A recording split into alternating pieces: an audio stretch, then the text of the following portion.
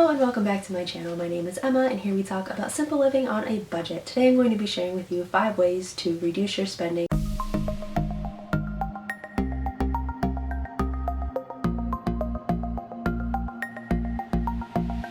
Step number 1 is to simplify your meal plan. If you are making elaborate meals and getting fancy, now is just not the time if you're looking to cut costs as far as your food budget goes. So for me that means a lot more rice and beans, a lot more pasta, grilled cheese, just basic ingredients, cheap vegetables, any way to cut my budget down for the food category.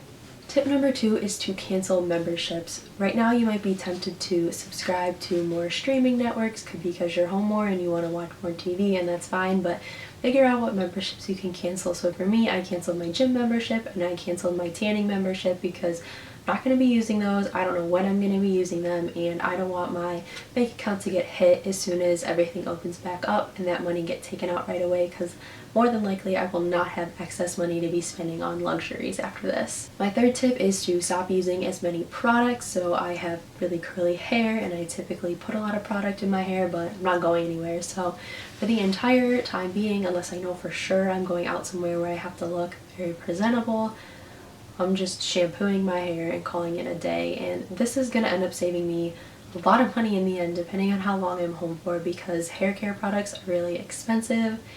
And saving money is good for the environment too, because all the plastic bottles that I do not use right now will not hit a landfill, so it is a win-win situation for everybody. My next tip is to avoid excess shopping. I know everybody's inboxes are getting hit with loads and loads of deals from companies trying to get whatever little money that you have.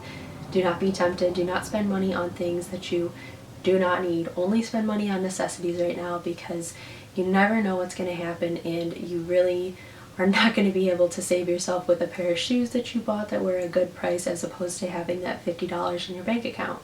My last and final tip is to monitor your electricity use. I know it's really easy to get up in the morning and flick the light switch on and then keep it on for the rest of the day, but after a couple hours of being up, the sun is shining and it's bright out, so you can actually turn that light off and just open your curtains.